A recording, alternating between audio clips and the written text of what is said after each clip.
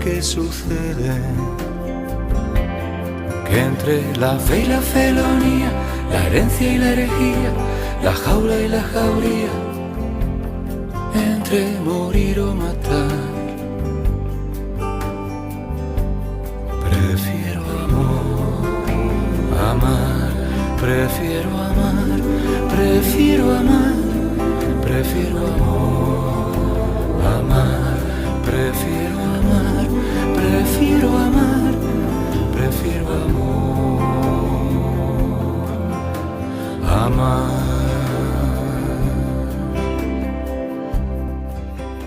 Buenos días, buenas tardes o buenas noches, dependiendo de cuándo y dónde estés, amigo o amiga. Sé bienvenido, bienvenida a Radio Ultrella, el podcast del Centro Ultrella, espacio online de divulgación de mitología comparada, historia y simbología de las religiones. Soy César Rodríguez de Espinel, fundador y profesor del centro.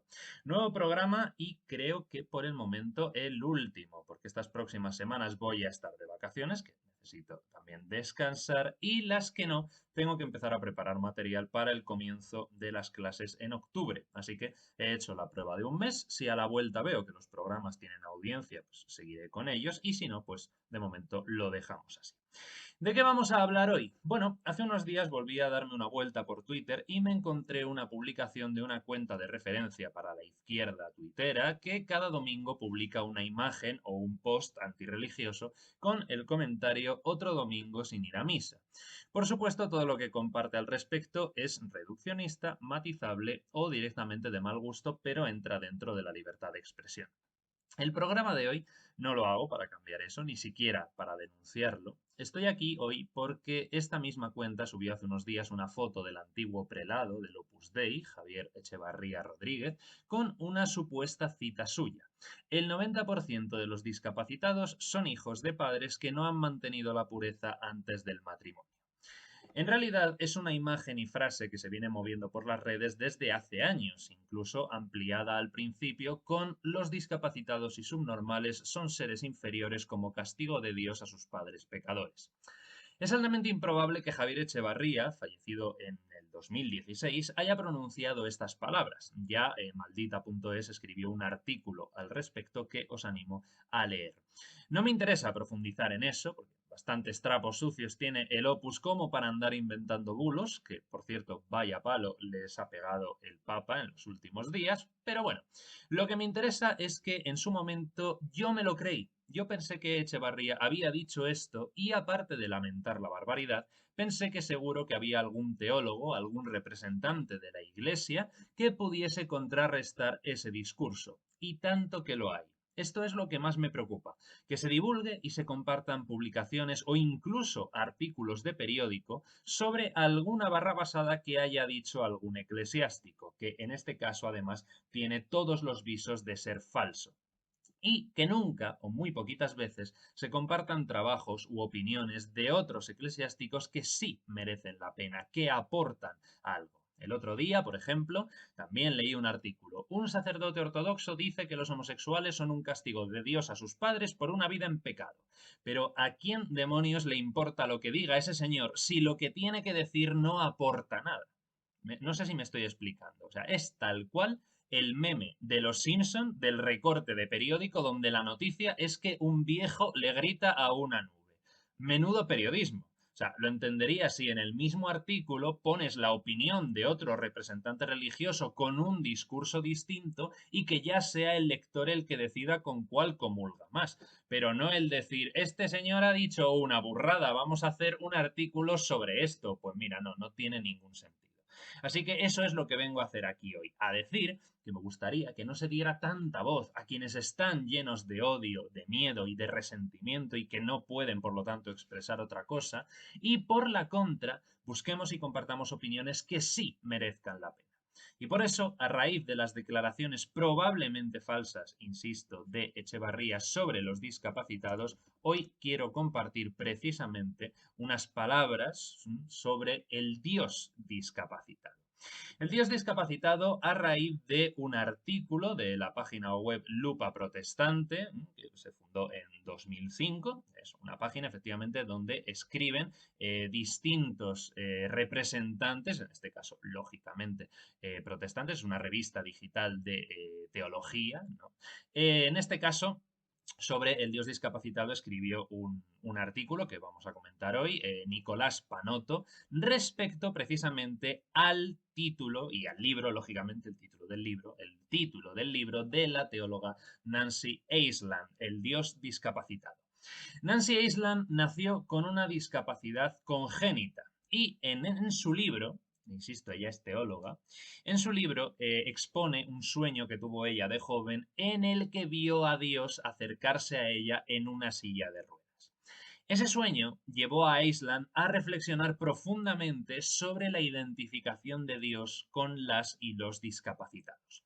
La cuestión no es baladí. Por lo general, siempre que se formula la pregunta ¿por qué Dios, si nos ama, permite la discapacidad?, que no es sino una reformulación del eterno problema del mal, siempre se rescata, o casi siempre se rescata, el pasaje de Juan 9, cuando a Jesús le preguntan con respecto a un ciego si había nacido así a causa de su propio pecado o de sus padres, y Jesús responde, ni él ni sus padres pecaron, es ciego para que se manifiesten en él las obras de Dios. Esto es el Evangelio según Juan 9.3. Así, el discurso cristiano ortodoxo expone que las obras de Dios se manifiestan en la persona con discapacidad y la hacen salir victoriosa en su vida, pero también se manifiestan en la presencia amorosa de las personas que la apoyan y animan. Sin embargo, la teóloga Eiesland va más allá. El discapacitado no es obra de Dios, al menos no solo, sino que es Dios mismo. Y esto le lleva a su segunda reflexión sobre cómo se redefine el sentido mismo de la encarnación. La pregunta es, ¿qué significa que Dios se hace cuerpo desde la perspectiva de la discapacidad? Esta es la clave, al menos una de las claves fundamentales del cristianismo. Y es una clave que desde hace unos 200, 300 años los predicadores no han sabido transmitir. Se han enfocado tanto en la persona de Jesús que se han olvidado de la personalización. El cristianismo orbita alrededor de dos ejes, la resurrección y la encarnación. Poner demasiado peso en la resurrección, que es bastante habitual, hace que a menudo se olvide la encarnación, cuando sin esta no habría sido posible aquella. Jesús es un símbolo, entre otras cosas, y es símbolo de la humanidad. Es el nuevo Adán, como lo llamaba Pablo, y en hebreo, Adán significa, entre otras cosas, hombre en el sentido de ser humano. Jesús es el símbolo de la humanidad, y esto es importantísimo. Una humanidad en cuyo seno se produce un íntimo y misterioso encuentro entre lo humano y lo divino. La encarnación supone la corporalidad de lo divino, de lo absoluto, de lo espiritual y trascendente, y esa corporalidad, esa corporeización es en todos los cuerpos. Esta es la clave. Jesús fue un señor con una fisionomía típica de un judío galileo del siglo I, pero también es la representación de todos los cuerpos donde reside la divinidad, que son todos. Y aunque en este caso concreto, el que trabaja Eiesland, se trabaja desde la discapacidad, quiero que esto quede perfectamente claro. La encarnación cristiana apela a todos los cuerpos que existen. Si hablamos de discursos de defensa de los cuerpos no normativos, el simbolismo de la encarnación cristiana debe tener un lugar de honor. En el cristianismo primitivo la palabra se hace carne, pero en el cristianismo patrístico la cosa es mucho mejor. Dios se hace hombre, se hace cuerpo. Recuperemos la pregunta. ¿Qué significa que Dios se hace cuerpo desde la perspectiva de la discapacidad? Este interrogante representa un elemento central en la búsqueda de pautas bíblicas y teológicas porque toda construcción teológica se apoya en una comprensión y definición de lo divino determinada. Pero ojo, siempre hay que tener claro que esa comprensión y definición de lo divino debe ser siempre provisional, Es decir, se ha de tener mucho cuidado con absolutizar definiciones de lo divino, pues por la propia naturaleza inefable del absoluto, nadie puede tener la última palabra. Entonces, nuestras preguntas y circunstancias de la historia interpelan las imágenes que nos hacemos de Dios, así como todas las construcciones teológicas consecuentes. ¿Qué gran peligro supone confundir e identificar las imágenes que nos hacemos de Dios con lo que Dios realmente es? En Éxodo 24 se recoge el primer o segundo mandamiento, dependiendo de qué fuente utilicemos, que es no te harás imagen. Los rabinos estipulan que no se trata solo de no hacer ninguna obra de artesanía ni ninguna representación material, sino tampoco ninguna imagen mental, porque Dios está desprovisto de toda imagen.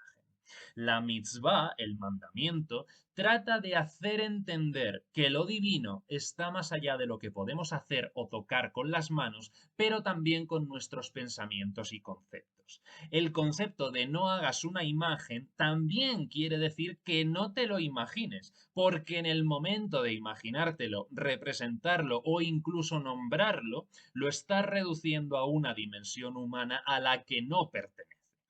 Por eso, todo lo que se dice de Dios en los textos de cualquier tradición no es la esencia de Dios, sino la experiencia que los hombres tienen de Dios.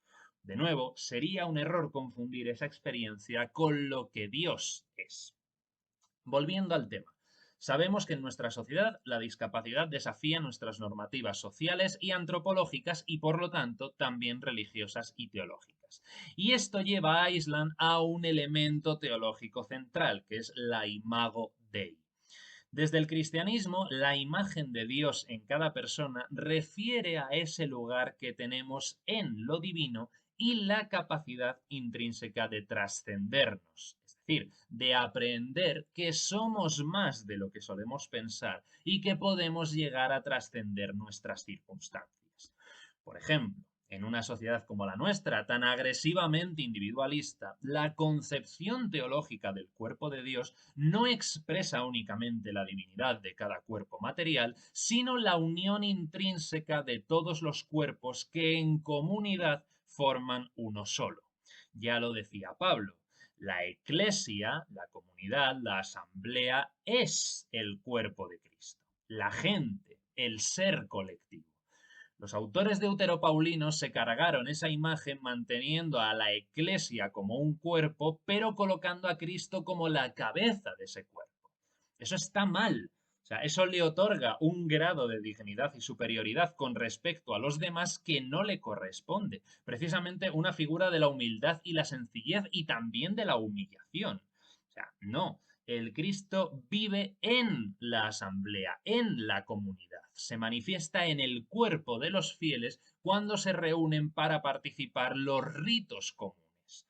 La religiosidad del cuerpo de Cristo solo se aprecia con los demás. No es una cuestión de lo que me pasa a mí en mi casa ni a ti en la tuya, sino lo que nos ocurre a nosotros, a todos, cuando realizamos actos rituales en un tiempo y en un espacio sagrado. Entonces se manifiesta el cuerpo de Cristo que somos todos y lo expresamos externamente en la Eucaristía. Comer el cuerpo de Dios supone entender que hacemos nuestro cuerpo el de Dios, un cuerpo colectivo.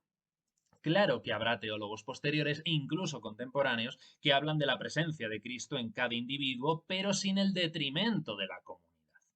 Pero parece que esto es difícil de entender porque la espiritualidad hoy en gran medida ha quedado reducida no a la vida privada, sino a la vida individual, a la vida del yo. Yo medito, yo enciendo velas, yo hago un retiro, yo me hago un altar, que está muy bien, que al final se mantiene el rito, pero se corre el peligro de caer en la dictadura del ego e incluso llegar a la propia desesperación. El ministro calvinista Jonathan Edwards, fallecido en 1758, creía que el renacimiento religioso conocido como primer gran despertar introdujo a los estadounidenses más iletrados en el ideal ilustrado de la búsqueda de la felicidad. Pero el éxtasis que experimentaban en las iglesias no tenía nada que ver con el disciplinado yoga que llevó a Siddhartha Gautama a la iluminación o con el diálogo que mantuvo Guru Nanak con su mente inconsciente. Al contrario, era una peligrosa entrega a la emoción. Durante los sermones de Edwards, la congregación gemía y gritaba, se retorcía en los pasillos y se amontonaban en torno al púlpito suplicándole que parara. Unas 300 personas con unas emociones que oscilaban entre la más prodigiosa elevación y el abismo más devastador volvían a nacer. Convencidos de que estaban condenados, algunos se suicidaban por pura desesperación y otros, según informaba Edwards, enloquecían y eran presa de extraños y apasionados delirios. Entonces no podía haber kenosis liberadora, vacuidad ninguna, porque aquella peligrosa claudicación al inconsciente tenía que ver con el individuo. Todo giraba en torno a mi arrepentimiento, mi salvación, mi condenación. Si el ritual se celebrara en la vida privada, podría ser de la familia y seguiría siendo expresado como colectivo, pero no es algo habitual. Y del ritual con desconocidos ni hablemos, eso ha quedado casi como algo residual. En cambio, es curioso puesto que sí se mantienen los rituales colectivos con desconocidos, por ejemplo, en los festivales de música.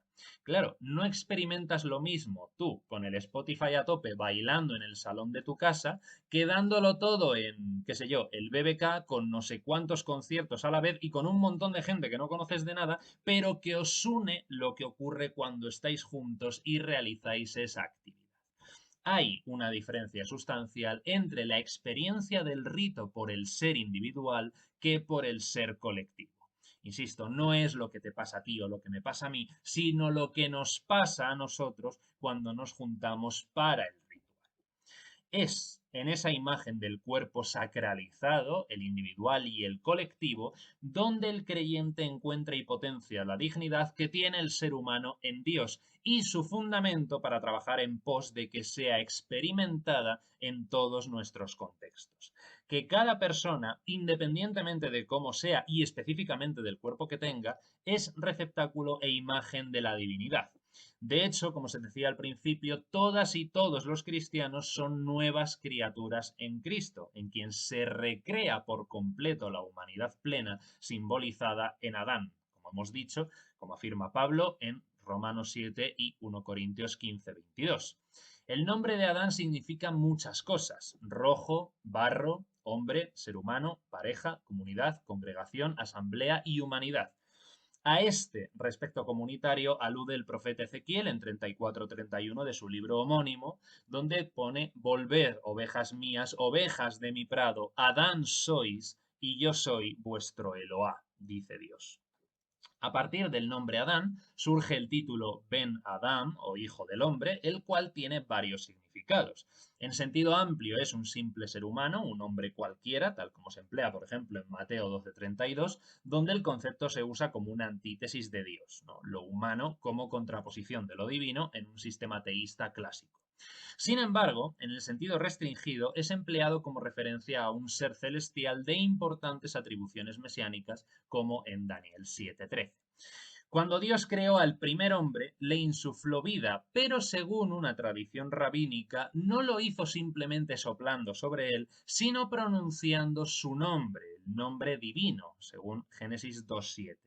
Y ese hombre fue el primer rey, sacerdote y patriarca de la tierra, según el Salmo 8:4-8.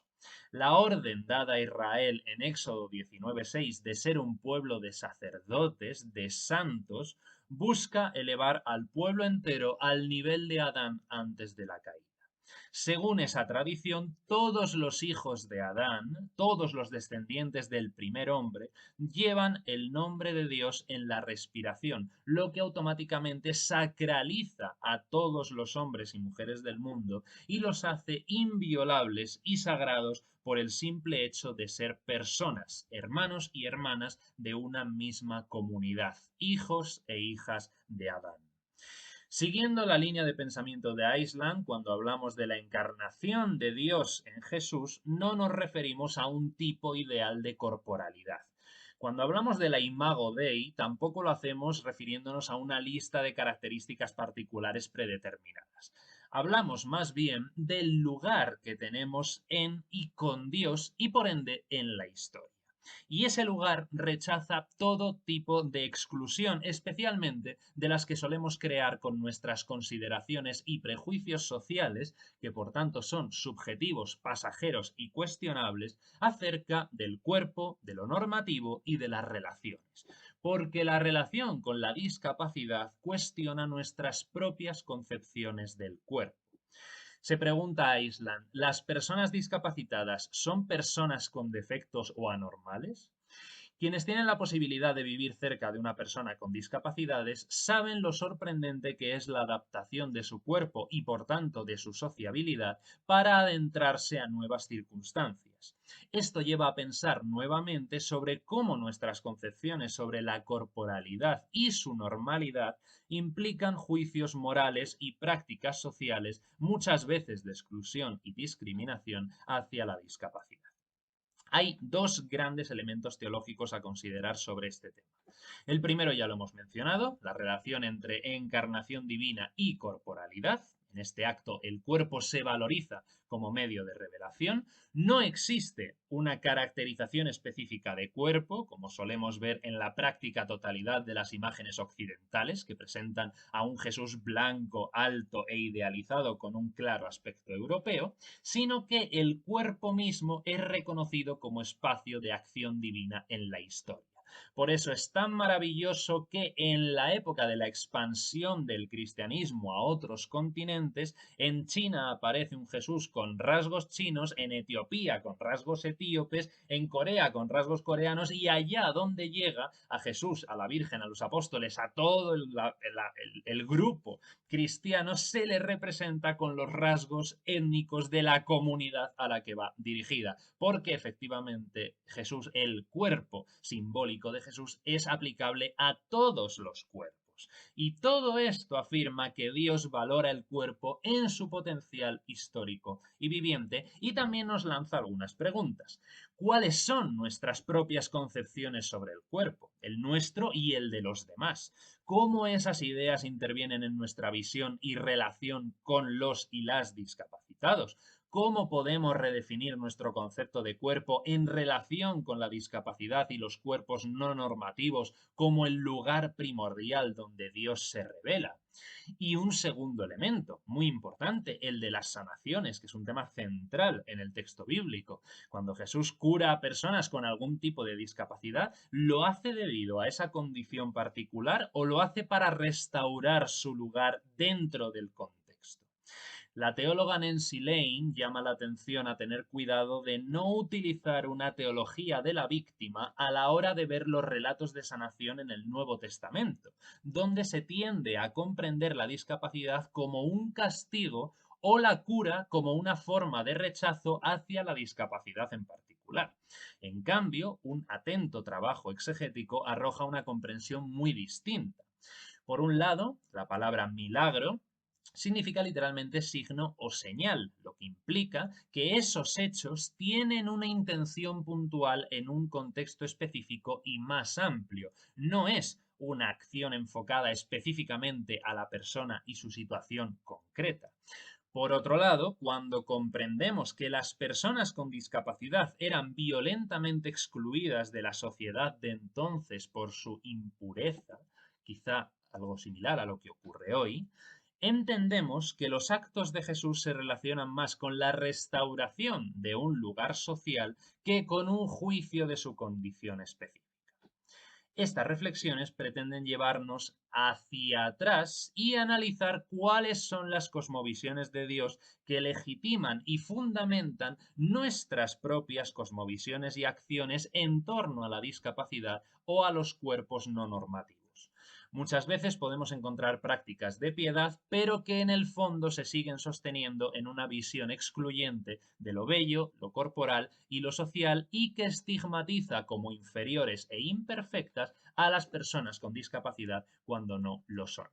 Dios dignifica el cuerpo, todos los cuerpos, tanto en su condición concreta como especialmente en su potencial. La lucha por la inclusión y la liberación implica necesariamente una transformación de nuestra conciencia, de los espacios de sentido y acción que habitamos tanto individual como socialmente, hacia la construcción de nuevas imágenes, visiones y prácticas que lleven a las personas discapacitadas, a aquellas con cuerpos no normativos y a toda persona a la que tradicionalmente se ha rechazado, estigmatizado y excluido a un nuevo lugar, que es el lugar que merece en defensa de la fraternidad humana. Muchas veces escucho chistes de que los católicos son expertos en crear sociedades enteras a partir de dos personas, que cómo son tan tiquismiquis con la sexualidad si su antropología se basa en el incesto, pero desde la perspectiva mítica, una de las cosas que expresa el mito de Adán y Eva es que precisamente toda la humanidad es una sola y gran familia. Por eso debemos tratar a los demás como nos gustaría que nos tratasen a nosotros e incluso ir más allá. La trascendencia empieza en el otro, en hacerle y en tratarle, en la manera en la que el encuentro con él has visto que es su vida. Y hasta aquí el programa de hoy. Espero que te haya gustado. Si eres nuevo, por favor, suscríbete al podcast, que me ayudas mucho. Si quieres apoyar económicamente a Radio Ultrella y convertirte en mecenas, puedes llegar a elegir la temática de un programa. Y te animo a que te pases también por el canal de YouTube del Centro Ultrella y que te suscribas, que hay por ahí contenido muy chulo. Muchísimas gracias por tu apoyo y un gran abrazo para ti y los tuyos. Ultrella.